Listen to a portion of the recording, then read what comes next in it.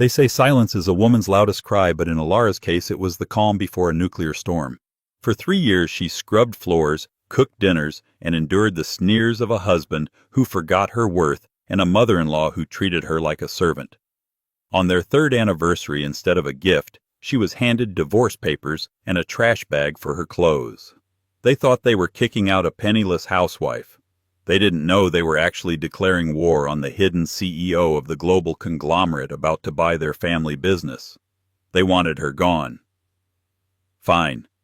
But when she walks out that door, their luck walks out with her. The chandelier in the dining room of the Sterling estate was made of Austrian crystal, costing more than most families earned in a decade. Beneath its cold, fracturing light, Elara Vance sat with her hands folded in her lap.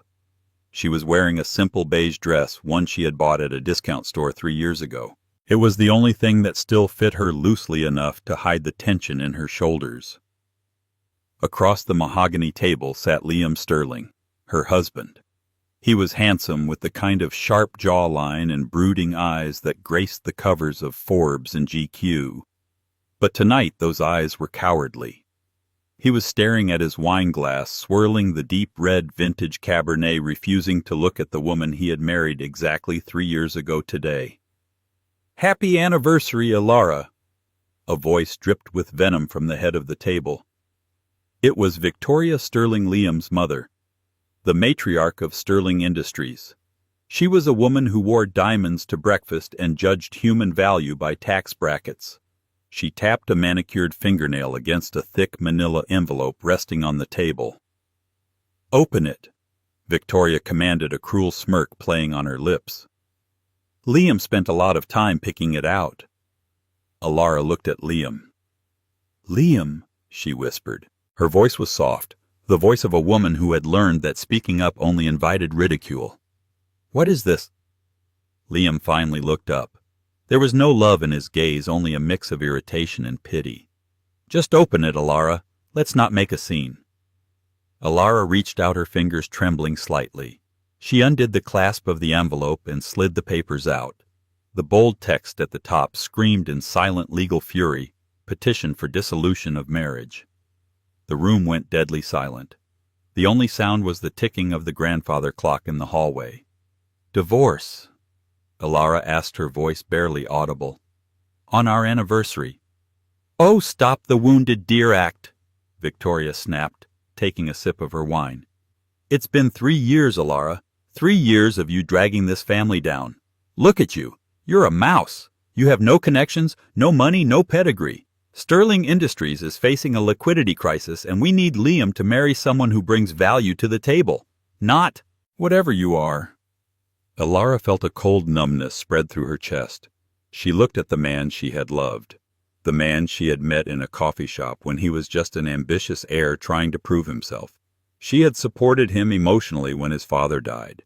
She had managed his home, his diet, his life, so he could focus on the company. "Is this what you want, Liam?" she asked, ignoring Victoria. "You're trading me for a business deal." Liam sighed, running a hand through his hair.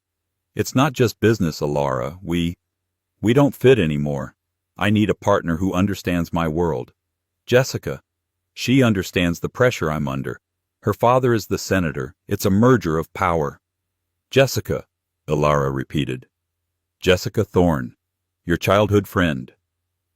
"She's more than a friend now," Victoria interjected gleefully. "And unlike you, she doesn't shop at Goodwill. She's on her way here now to celebrate the engagement. So be a dear and sign the papers before the real guests arrive." Elara looked down at the document. Page 4, Section B, Alimony and Asset Division. "It says here, I get nothing." Elara noted, her eyes scanning the legal jargon. "Zero alimony, no claim to the marital assets. Just nothing." "You came with nothing, you leave with nothing," Victoria hissed. "We were generous enough to feed and house you for 3 years. Consider that your payment. Now sign it, or my lawyers will make sure you're buried in so much litigation you won't be able to afford a bus ticket out of here." Elara closed her eyes for a moment. Memories of her life before Liam flashed through her mind. The boardrooms in Tokyo, the private jets to Davos, The relentless high-stakes negotiations that had earned her the nickname, the Iron Orchid, in the global market. She had stepped away from it all, entrusting her empire, Aurelia Holdings, to her board of directors just so she could experience a normal life. Just to be loved for her, not her billions. She had found her answer. They didn't love her. They despised her simplicity. Elara opened her eyes. The sadness was gone. In its place was something cold, hard, and terrifyingly calm. "I'll sign," she said. Victoria laughed a harsh barking sound. "Smart girl. I knew you were spineless." Elara took the Mont Blanc pen Liam offered. She didn't hesitate. She signed her name Elara Vance with a flourish that was far too confident for a defeated woman.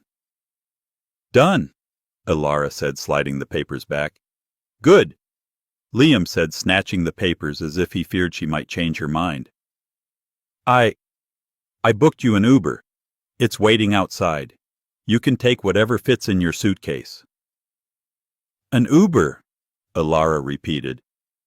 "How generous." "Don't take the silver on your way out," Victoria called out as Elara stood up. Elara didn't look back. She walked out of the dining room, up the grand staircase, and into the bedroom she had shared with a stranger. She didn't pack clothes. She didn't pack the jewelry Liam had given her on their first anniversary. She reached into the back of her closet, into a hidden compartment of an old battered duffel bag. She pulled out a sleek black phone, a satellite-encrypted device that hadn't been turned on in 3 years. She pressed the power button. The screen glowed. "Welcome back, chairwoman." She dialed a single number.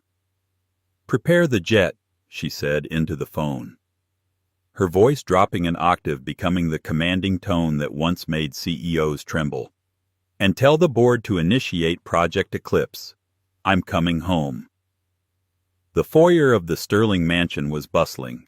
Jessica Thorne had just arrived, draped in a red Versace gown that screamed new mistress of the house. She was giggling, hanging onto Liam's arm, while Victoria beamed at them like a proud breeder showing off prize poodles. Elara descended the stairs. She was wearing a trench coat over her simple dress and carrying a single small leather bag. The laughter stopped as they saw her. "Oh, look," Jessica sneered, swirling her champagne.